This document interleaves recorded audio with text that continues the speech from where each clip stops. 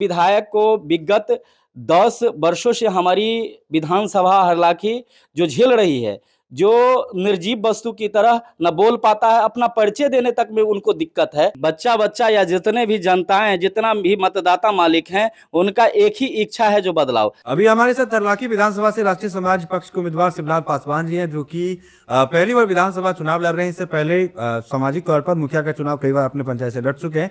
फिलहाल सामने चुनाव में बहुत कम दिन शेष है, ऐसे में तैयारी इनकी कैसी है और हरलाखी से क्या कुछ उम्मीदें इन्हें दिख रही है और हरलाखी को ये क्या कुछ उम्मीद भी दिखा रहे हैं, ये तमाम सवालों पर इनसे जवाब देंगे। सबसे पहले तो आपका के पटों पर स्वागत है शिवलाल जी। सर, आपको भी बहुत बहुत धन्यवाद। आपके मीडिया चैनल को सुनने वाले तमाम जनता मालिक को, तमाम युवा युवतियों को, तमाम अपने श्रोताओं को मेरे तरफ से आभार प्रकट करता हूं, प्रणाम करता हूं। जो आपके जितने भी चाहने वाले, सुनने वाले, मैं सबको प्रणाम करता हूं। जी, पहली बार शायद आप विधानसभा चुनाव लड़ रहे हैं, इतनी छोटी सी कम उम्र है आपकी, क्या आवश्यकता लग गई कि चुनाव लड़ना है, हरलाखी को बदलना है? बहुत सारा सपना आप दिखा रहे हैं अपने पब्लिक को, जनता को।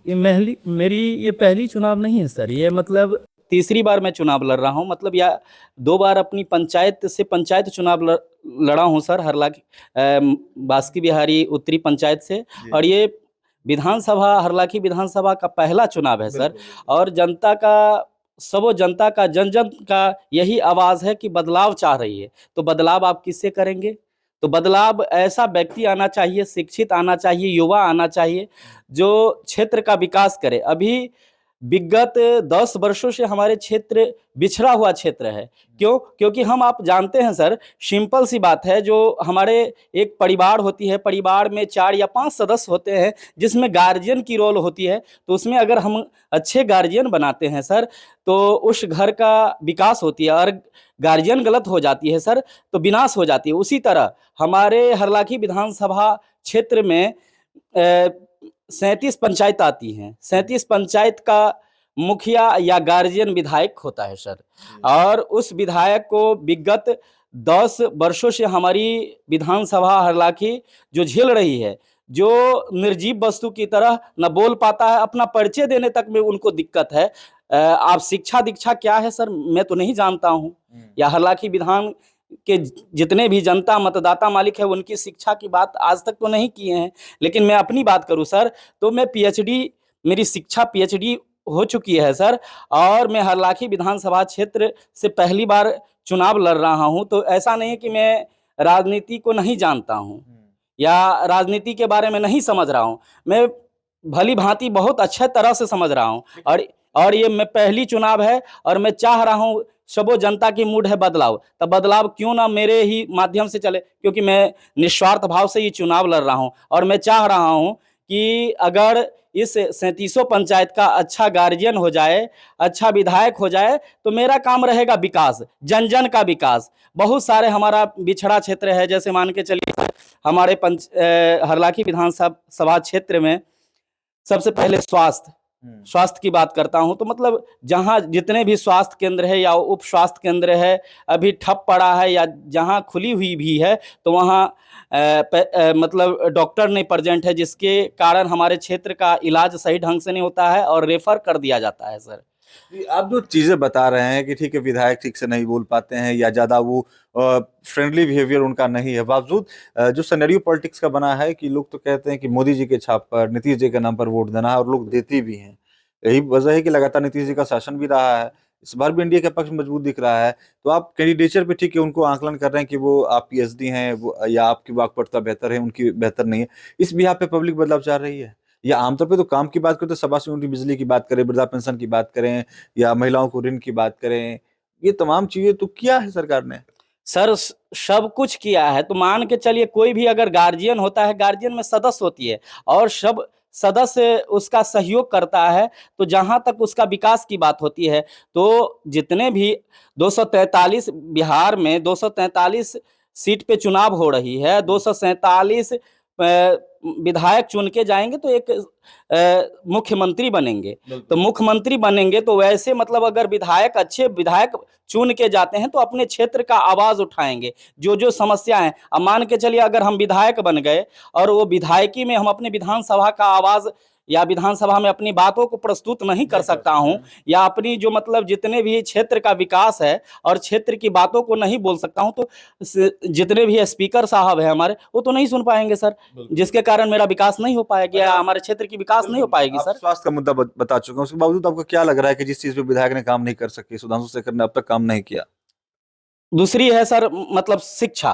शिक्षा अगर हमारे युवा युवतियां शिक्षा ग्रहण कर लेते हैं, लेकिन उसके बाद जो रोजगार करने के लिए बाहर जाते हैं, वहां भी मतलब वो सही समय पर नहीं जा पाके आ जाते हैं। तो कोई ऐसा काम हम क्यों नहीं अपने क्षेत्र में कर दूं, जैसे मतलब आज का जो युग हो गया है, कितनों शिक्षा दीक्षा आप ले लीजिए, लेकिन टेक्निकल डिग्री अगर नहीं लेंगे तो आप ग्रोथ नहीं कर सकते हैं। तो क्यों ना मतलब अपने क्षेत्र या अपने एरिया में ऐसा कोई चीज डाल दे जो हमारे कम से कम 10 आदमी का रोजगार दे सके, 20 आदमी का या 100 आदमी का रोजगार दूंगा तो कम से कम उसका रोजी रोटी तो चल सकता है सर। इससे तो असंतुष्टि की भावना भी आ जाएगी ना। आमतौर पे 2 से 2.5 लाख 3 लाख तक मतदाता रहते हैं, परिवार का आंकड़ा लगा लेंगे तो बहुत सारे परिवार भी इसमें आ गए। अगर आप कहते हैं कि 10 20 50 को रोजगार मिल जाए, लेकिन अगर आप विधायक हो गए और आपके निर्वाचित होने के बाद आपने कोई इंडस्ट्रियल एरिया या कुछ ऑप्शन लेकर के आ गए, वहां पे 50 लोगों को रोजगार दिया, लेकिन बाकी लोगों को अगर नहीं मिला, तो वो तो और असंतुष्टि की भावना पैदा हो जाएगी ना। एक विधायक कैसे अपने विधानसभा क्षेत्र में रोजगार उत्पन्न कर सकता है बिना सरकार की मदद से? आप इंडिविजुअल अगर विधायक भी बन जाएंगे,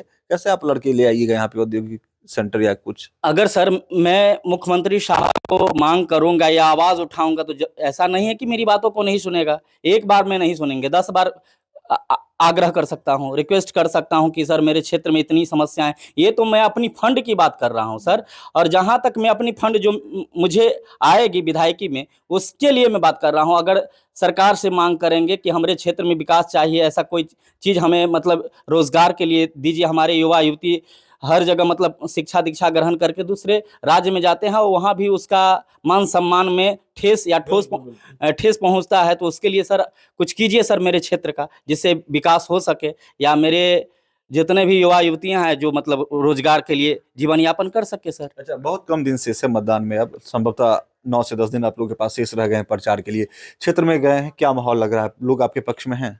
जी बहुत है। पूरे बच्चा या जितने भी जनताएं, जितना भी मतदाता मालिक हैं, उनका एक ही इच्छा है जो बदलाव। तो बदलाव किसके साथ करे, तो अच्छे लोग कौन हैं, तो उसके लेके हमें लोग जन समर्थन कर रहे हैं कि अब इससे बड़ा ऑप्शन क्या होगा। एक हम निस्वार्थ भाव से चुनाव लड़ रहे हैं। हाँ, एक ही कमी है, मैं गरीब हूँ, तो गरीब का मैं आवाज बनना चाह रहा हूँ। जितने भी दबके लोग हैं, जितने भी मतलब जितने भी समस्याएं के लोग हैं, उसका समस्या का समाधान करने के लिए मैं चाहता हूं सर। क्रम संख्या और अपना छाप भी बता दें ताकि और जनता को क्या अपील करना चाहेंगे?